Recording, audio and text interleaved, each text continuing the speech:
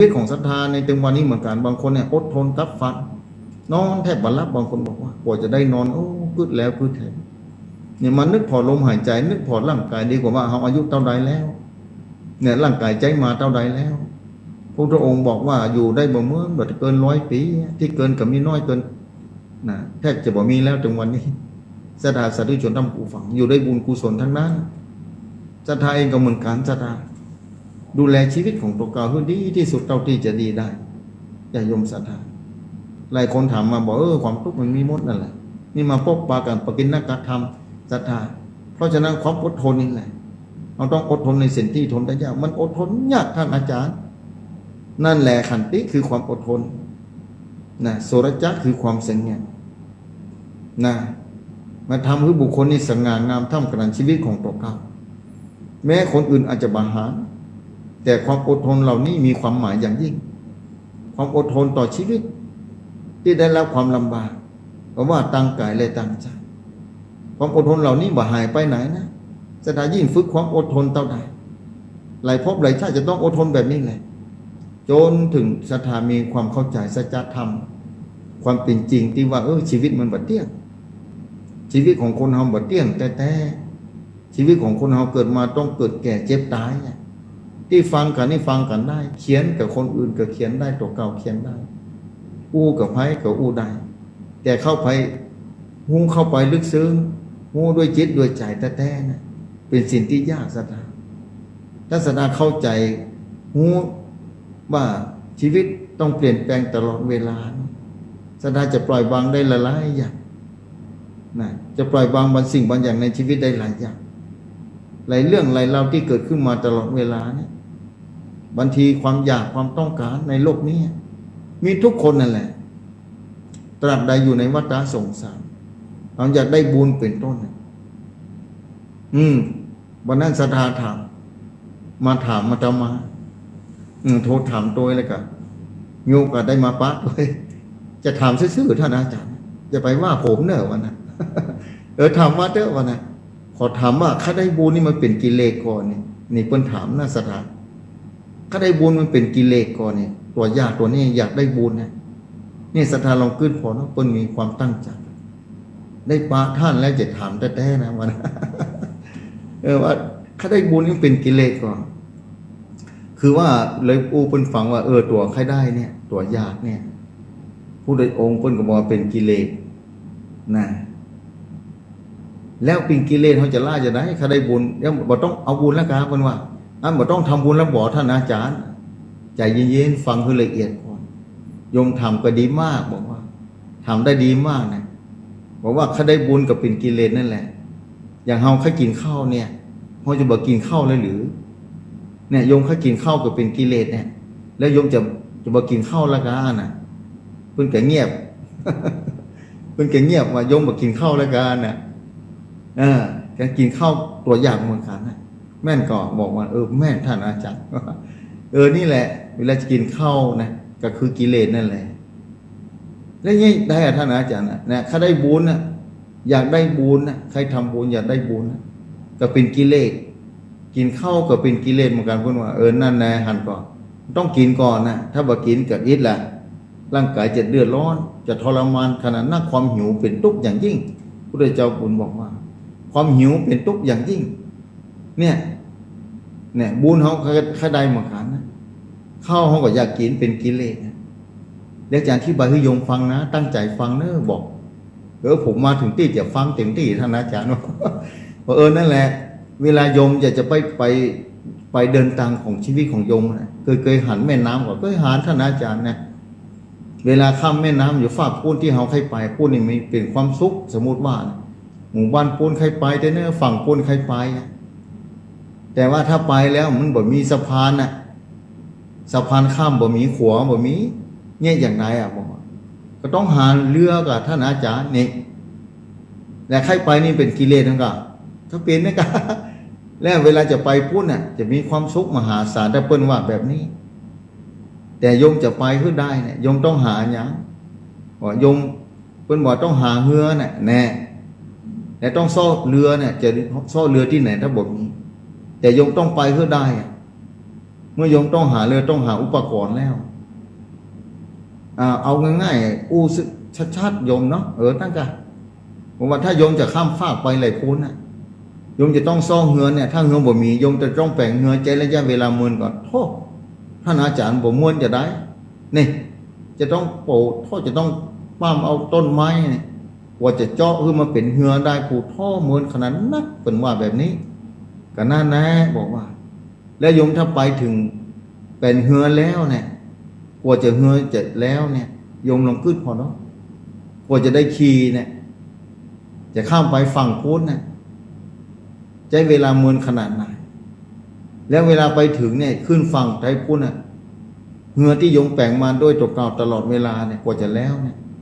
เวลาไปฝั่งพุทธโยมขึ้นฝั่งไปแล้วโยมแบกเหือไปตัวก่อนเข้าไผ่ว่าสะเตื้อท่านอาจารย์มีไผ่เอาแล้วแหละเหือกับเล่าไว้ท่านน่ะนั่นแหละหันก่อนเหือต้องละไว้น่ะตอนที่โยมใครได้เหือเพราะใครไปฝั่งพุทธเนี่ยโยมพยายามแปลงเต็มที่หันก่อนอันนี้ความคาได้ก็เป็นกิเลสก่อนก็เป็นกิเลสนะฮะก็แม่นะท่านอาจารย์นั่นแหละเวลาโยมไปฝั่งพุทธนะโยมก็ต้องสวะละเหือไว้อยู่ข้างแม่น้ำข้ามฝั่งนั่นนะแต่ท่านอาจารย์อันนี้แหละคุณว่าพระพุทธเจ้าเคยบอกไว้แก่ลูกศิษย์ว่าอาศัยกิเลสละกิเลส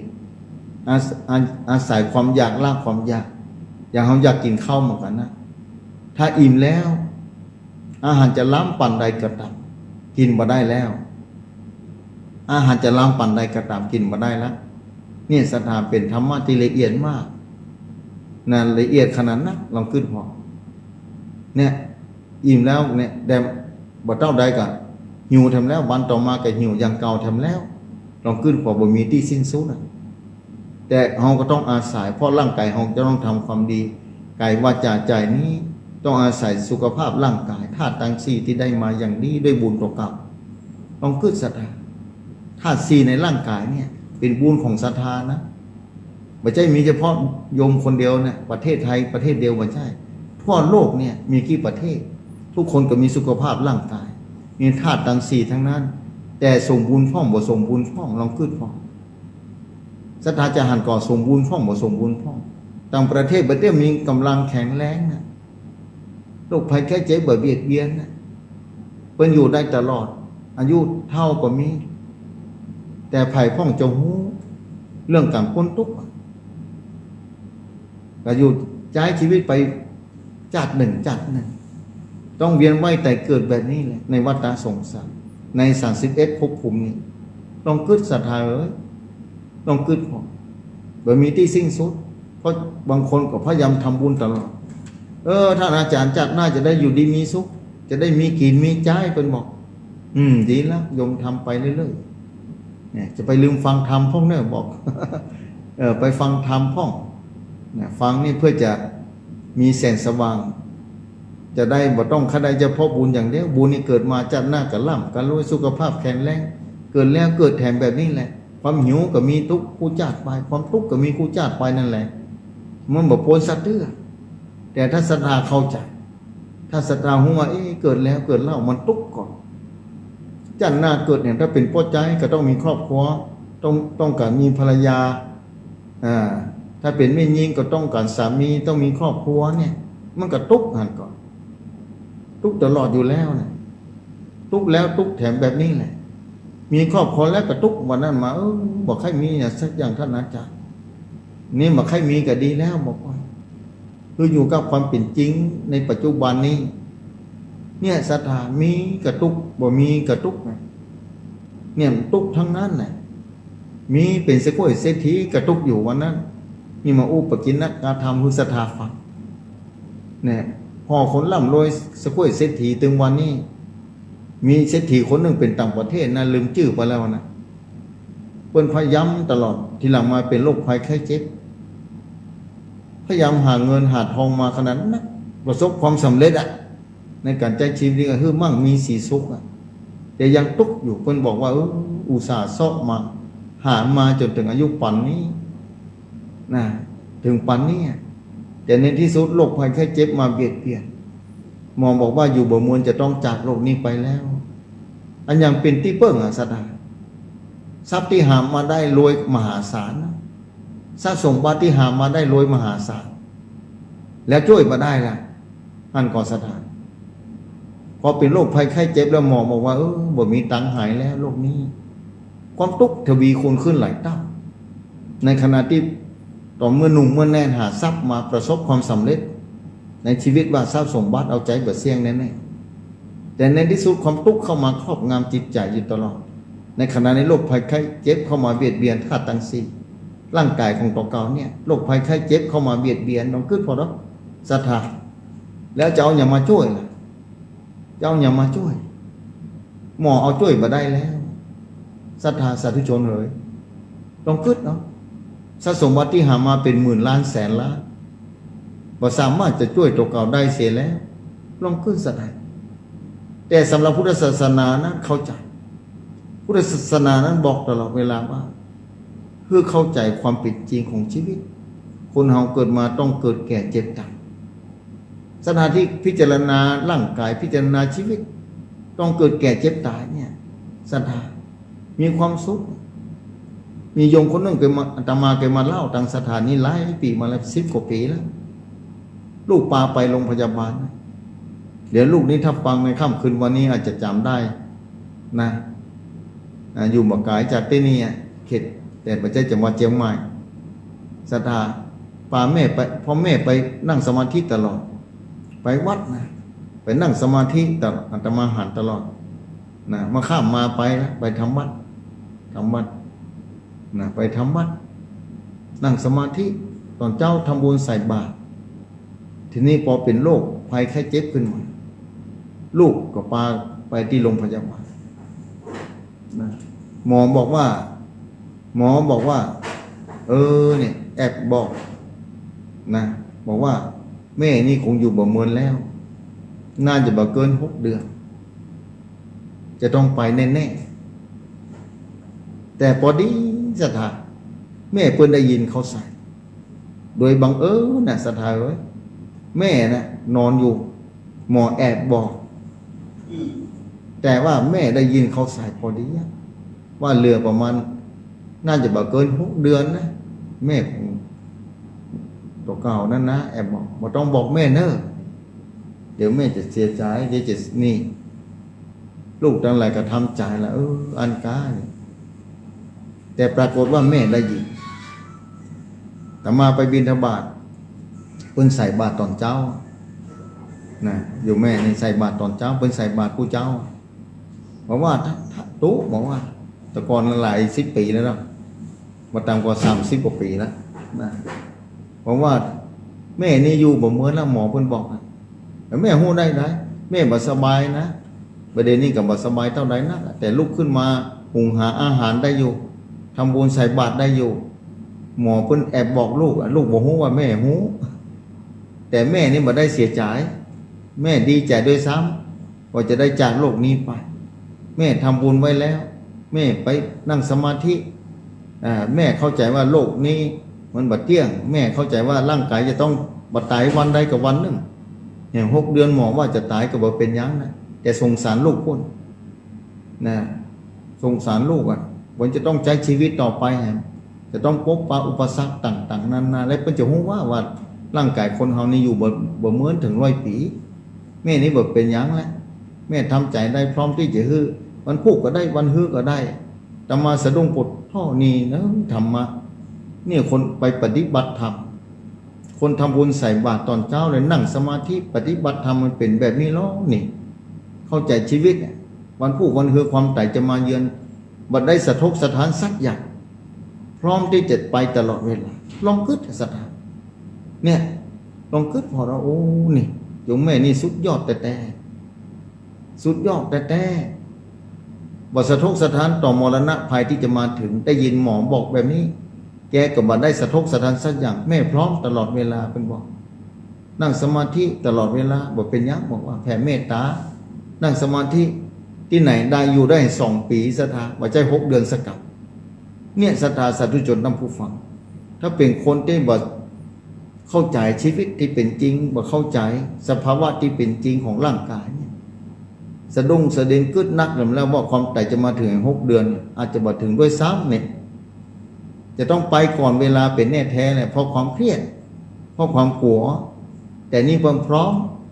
เนี่ยความพร้อมของจิตใจความเข้าใจยังเป็นจริงเนี่ยลองกึดศรัทธาบ่ได้สะทกสะท้านต่อมรณะกับในมรณะภัยที่จะมาถึงความตายจะเข้ามาหาลองคือสถานเนี่ยธรรมะมาดีแบบนั้นการปฏิบัติธรรมมันดีแบบนี้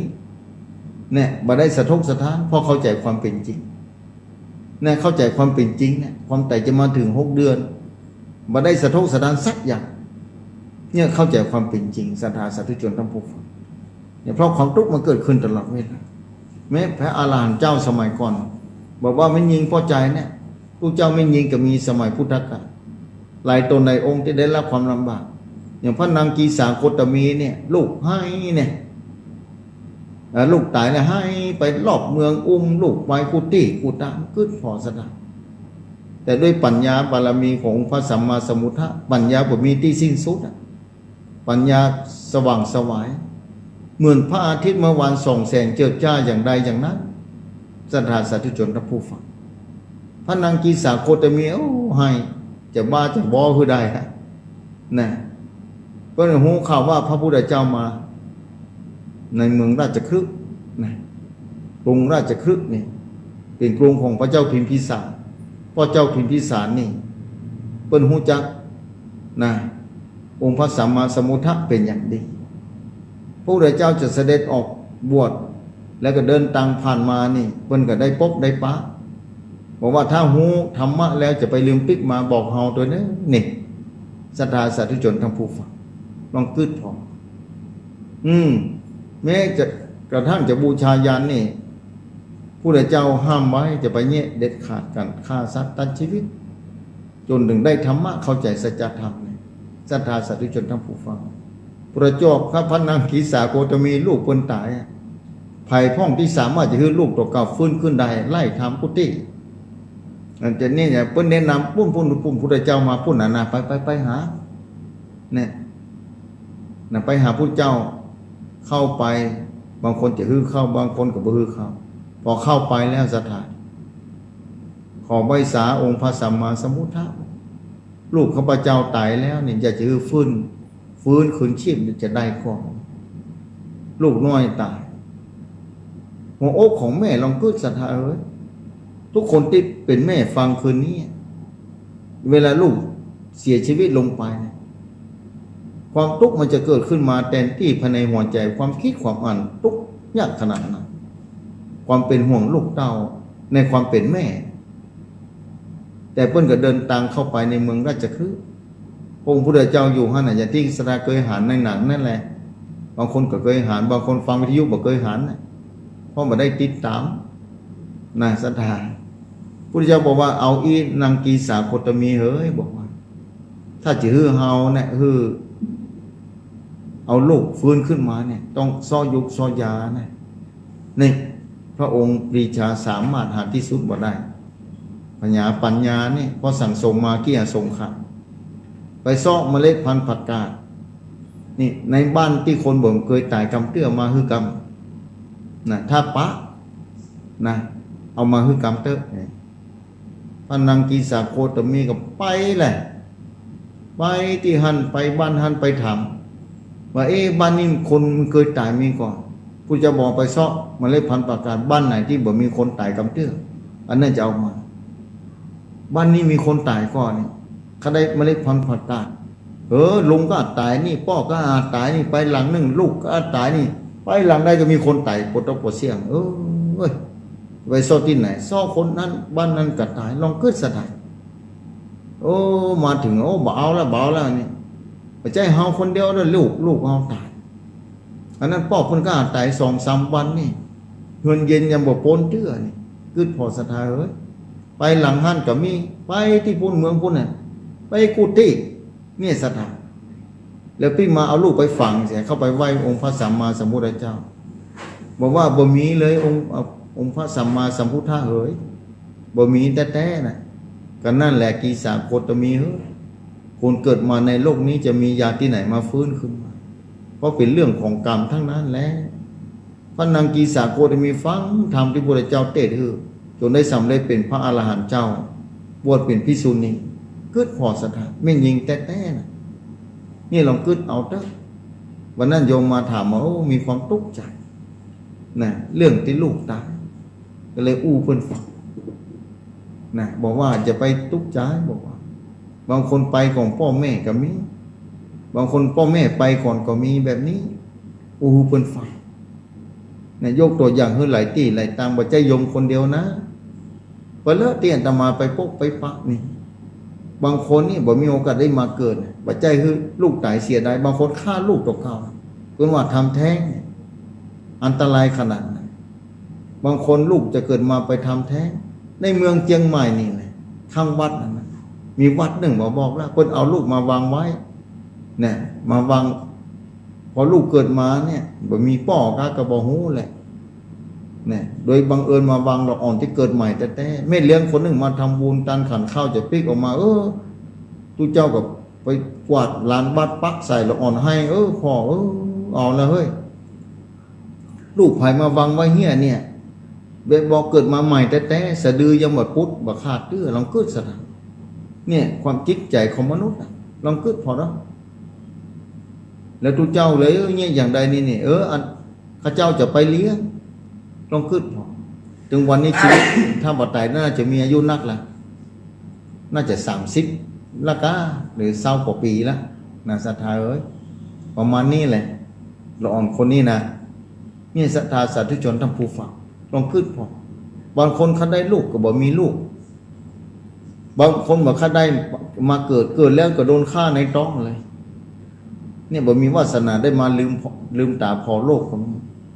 ไม่พ่อหยังบางคนถามก็พ่อกรรมเก่าหลายภพหลายชาติทุกคนก็เคยฆ่ามดฆ่าแมงมาปะเลอะฆ่าคนมาปะเลอะหลายชาติเขาก็บอกฮู้นอกจากองค์พระสัมมาสัมพุทธเจ้าตะวันเนี่ยกรรมทั้งนั้นศรัทธาลองกึดพอสมัยพุทธกาลเหมือนกันนะหมอที่รักษาพระพุทธเจ้าของพระพุทธเจ้าบอกสบายเนี่ยอาพาธประชวรอาพาธมีหมอชีวกนี่ถ้าอู้แบบนี้นี่หมอต่างๆน่าจะฮู้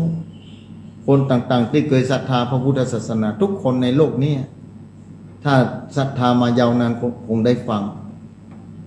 คงได้ยินชื่อนี้หมอชีวกกุมารพัฒน์เนี่ยหมอชีวกนี่เป็นหมอนะเนี่ยชีวิตเบื้องต้นที่เกิดมานะอยู่ในถังขยะพุ่นนะศรัทธานอกเมืองนะแม่เอาไปขว้างไว้เนี่ยเกิดมาใหม่ๆนี่พอแม่ต้องการลูกไม่ยิงพอแม่เพิ่นเป็นนางงามเมืองนะเอาไปขว้างเสียปัจจัยไม่ยิงนะลองขึ้นศรัทธา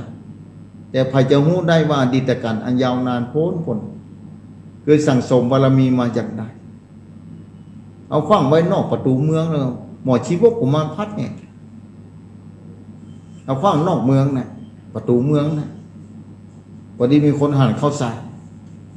นะหั่นข้าวใส่เจ้าเมืองนะลูกของพระเจ้าประสิทธิโกศลนะลูกเจ้าเข้าป้าเขาใส่เขามาบอกเอามาเลี้ยงไว้ศรัทธาลองขึ้นพอแล้วนะถ้าจำว่าพิษเนี่ยเจ้าชายอภัยนะอภัยราชนะถ้าจำว่าพิษนะเพิ่นเอามาเลี้ยงไว้เอามาเลี้ยงเป็นพ่อใจมาเลี้ยงไว้จนใหญ่ขึ้นมาลองขึ้นพอแล้วและส่งไปเฮียนที่เมืองตะกาศิลาพุ่นเมืองตะกาศิลานะประเทศอินเดียแต่ก่อนไปเฮียนที่เมืองตะกาศิลาส่งไปห้ามไปเฮียนไปเอาวิชาความรู้ส่งไปเฮียนห่อเข้าห่อปกเข้าปกห่อไปนะสตังไปถึงกับเสี่ยงพอดีนะไปอยู่โดยอาจารย์นะเฮียนไปหลายปีนะเฮียนไปนิดๆจะเฮียนหมอบอกว่าจะเฮียนหมอเฮียนยุกเฮียนยาเฮียนต้นสมุนไพรต่างๆต้นไม้ต้นเครือตอกนี่เครืออย่างนี้ต้นอันอย่างนี้นี่ถ้าจะเป็นฟ้าทลายโจรก็อย่างจุบันนี้มีกล้ามหาศาลเนื้อถึงวันนี้ฟ้าทลายโจรจะไปลืมเนื้อสถานนะฟ้าทลายโจรนี่สามารถยับยั้ง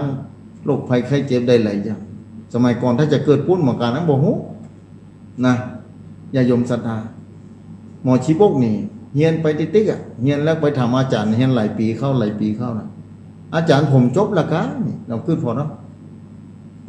จบบ่ฮู้ละเอาไปซ่อพอแล้วอันนี้ซ่อพอยังไปซ่อพอต้นไม้จากเมืองเนี่ยเมืองตะกาศิลานี่รอบเมืองที่นี่ไปซ่อพอในป่าว่าต้นไหนที่ตัวเก่าบ่ฮู้เจ้าบ่ฮู้นะมาถามอาจารย์ว่าต้นไหนที่บ่ฮู้ว่าเป็นยานะต้นไหนที่ฮู้บ่ต้องมาบอก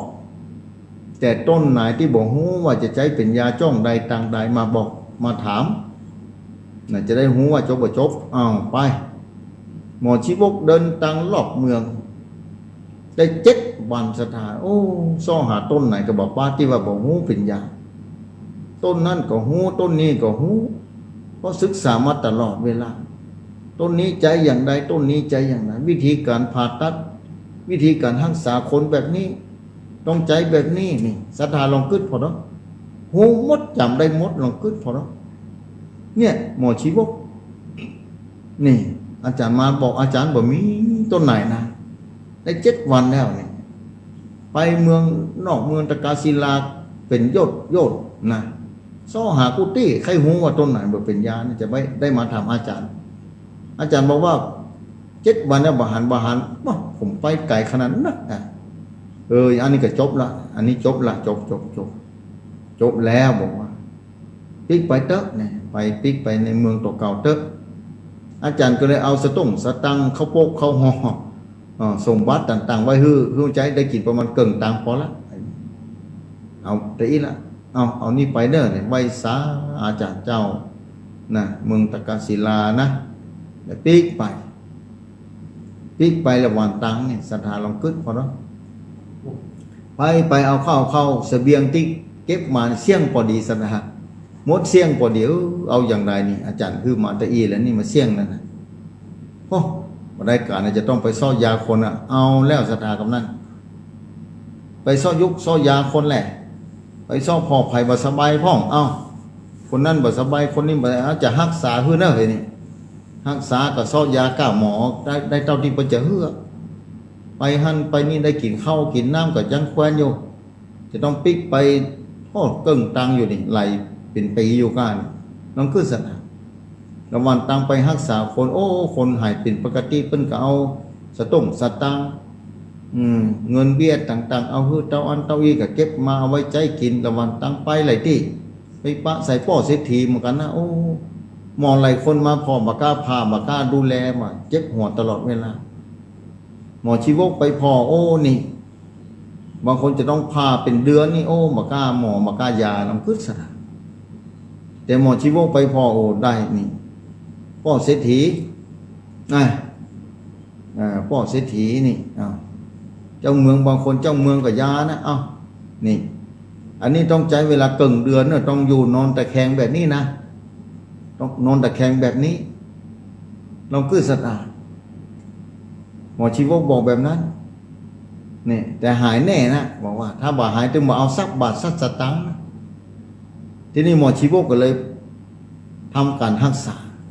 แต่หมอชีวกรู้ว่าคงใจบ่เหมือนแน่แต่บอกไว้ว่าเกิงเดือนนี่ในที่สุดแค่7 วันหายปกติแล้วหมอนี่บอกว่าป้อเศรษฐีนี่หายแล้วปกติหมดละในว่าเกิงเดือนบอกไว้แต่นี่เป็นบุญวาสนาเนี่ยอาทิตย์เดียวก็เรียบร้อยนี่ป้อเศรษฐีเลยยกสมบัติคือเท่านั้นเท่านี้ไประวันตังกินถึงบ่เสี่ยงสถานเนี่ยความหูเนี่ยปัญญาตัวหูนี่หูอันอย่างคือหูสักอย่างหนึ่งรู้อันอย่างก็หูคือมันหูแต่นี่เป็นหมอยาหมอแต่สมัยก่อนมีกรอนเนาะเรียนหนังสือสมัยก่อนหูอย่างหูกระจังแต่อย่างเดียวขอเชี่ยวชาญเธอคงเกิดผลเนี่ยถ้าตกตีญาติเนี่ยก็คงพอยังประทานตนนะไปเป็นครูตอนนี้ถ้าจะฟังถ้าจำได้นะศรัทธาสาธุชนทั้งผู้ฟังเนี่ยปิ๊กไปถึงบ้านในที่สุดมาเมินนานใจรักษาคนตลอดเวลาในที่สุดก็เป็นหมอที่รักษาดูแลองค์พระสัมมาสัมพุทธเจ้าตลอดพระชนมาชีพของพระสัมมาสัมพุทธะแล้วหมอชีวกได้สร้างวัดหนึ่งในพระพุทธศาสนาสร้างวัดในพระพุทธศาสนาวัดหนึ่งที่ว่าวัดป่าอัมพวันวัดป่ามะม่วงนะเป็นป่ามะม่วงของหมอชีวก และยกคือองค์พระสัมมาสัมพุทธเจ้าถวายในพระพุทธศาสนาที่ว่าวัดอัมพวันวัดป่าอัมพวันอัมพวันวัดป่าอัมพแปลว่าป่ามะม่วงเนี่ยหมอชีวกเนี่ยแล้วหมอชีวกได้สำเร็จธรรมะขั้นไหนวันนั้นศรัทธาถามโอ้หมอชีวกได้เป็นพระโสดาบันในพระพุทธศาสนาพระโสดาบันปิดอบายภูมิแล้วนะเป็นพระอริยบุคคลเบื้องต้นโสดาปฏิมรรคโสดาปฏิผลแต่ได้เป็นโสดาปฏิมรรคศรัทธาบางคนที่กำลังฟังอยู่นี่บัดนี้พยายามปฏิบัติธรรมเนี่ยเพื่อจะเข้าสู่กระแสการพ้นทุกข์อาจจะเป็นโสดาปฏิมรรคคอยว่าพยายามไหว้พระสวดมนต์ภาวนาเดินจงกรมนั่งพิจารณาร่างกายพิจารณาต่างๆและมีความมั่นคงในพระพุทธศาสนาอย่างแน่นอนข่าวคราวต่างๆที่ออกทีวีพ้องออกกระแสทั่วโลกบ่หวั่นไหวบ่เกี่ยวสักอย่างนั่นแหละผู้คนที่มั่นคงในพระรัตนตรัยแท้ๆบ่มีวิจิกิจฉาลังเลสงสัยอย่างใดเลยศรัทธาเต็มที่และปฏิบัติไปถึงเนี่ยศรัทธาสาธุชนทั้งผู้ฟังบางคนอาจจะเข้าสู่กระแสแล้วอยู่เบื้องต้นแล้วนะอยู่ปักทางแห่งการพ้นทุกข์นะอยู่ที่ปักทางแล้วกำลังเดินตามอยู่นะบางทีวาระสุดท้ายลมหายใจสุดท้ายอาจจะสำเร็จเป็นโสดาปฏิมรรคก็ได้พอโสดาปฏิเข้าสู่โสดาปฏิผลทันทีเลยในลมหายใจสุดท้ายบางทีเพราะปล่อยวางได้ร่างกายตายจะมาเตอะร่างกายเพียงแต่ถ้าตั้งสีบนะจะมาเตอะเนี่ยศรัทธาภัยพ่องจะทำได้ที่ฟังอยู่ค่ำคืนวันนี้ภัยพ่องจะทำได้ภัยพ่องปล่อยวางได้ค่ำคืนวันนี้ที่ฟังที่เคยเข้าวัดเข้าวามาตลอดที่เคยไปปฏิบัติธรรมตลอดเนี่ยภัยพ่องเคยพิจารณาร่างกายนี่มันใจของตัวเก่านะหูด้วยจิตหูด้วยปัญญาแท้ๆถ้าถึงเวลานั้นสามารถปล่อยได้นี่แหละศรัทธาสาธุชนทั้งผู้ฟังแล้วไม่ได้สงสัยในคุณพระรัตนตรัยเลยข่าวคราวจะออกมาพระสงฆ์จะเสียหายแบบนั้นแบบนี้เสียหายขนาดไหนก็ตามแต่บ่ได้หวั่นไหวมีความมั่นคงอย่างยิ่งในพระพุทธศาสนามีความมั่นคงอย่างยิ่งในพระรัตนตรัยเนี่ยศรัทธาสาธุชนทั้งผู้ฟังมีความมั่นคงอย่างยิ่งภายพ้องนี่บ่สะทกสะท้านสักอย่างใครจะว่าทุกเจ้าบ่ดีใครจะลงข่าวทุกเจ้าแบบนั้นแบบนี้เนี่ยเพิ่นเข้าถึงธรรมแท้ๆเข้าใจแล้วธรรมะเป็นจริงนี่หูเป็นปัจจตังรู้ได้เฉพาะตนหูกับตัวเก่าแท้ๆเนี่ยศาสนาจะบอกว่าศาสนามันเสื่อมไปแล้วเสียไปแล้วแต่เพิ่นหูโดยตัวเก่าว่าบ่เสื่อมบ่เสียเนี่ยหูได้ตัวเก่าอย่างศรัทธากินข้าวมันอิ่มแล้วร่างกายมันบ่มีความทุกข์จากความหิวพุทธเจ้าว่าความหิวเป็นทุกข์อย่างยิ่งแต่เมื่อเรากินข้าวอิ่มแล้วมันบ่ทุกข์เลยนี่อิ่มแล้วบ่ทุกข์แล้วนะทุกข์กายบ่มีแล้วสบายใจบ่หิวแล้วนี่เที่ยวไปที่ไหนไปได้เลยเพราะบ่หิวแล้วลองคิดหัวศรัทธาเนี่ยเป็นแบบนั้นจะโยมศรัทธาสาธุชนทั้งผู้ฟังคนที่เข้าถึงหลักธรรมในพระพุทธศาสนาพระสงฆ์ในประเทศใดจะเสียหายปานใดก็ตามแต่เพิ่นบ่หวั่นไหวเสียหมดบ่มีเอาเฮาบ่เสียเฮาเข้าใจธรรมะเส้นทางนี้ของแท้จะไปคนเดียวไผบ่ไปจะมันเถอะนี่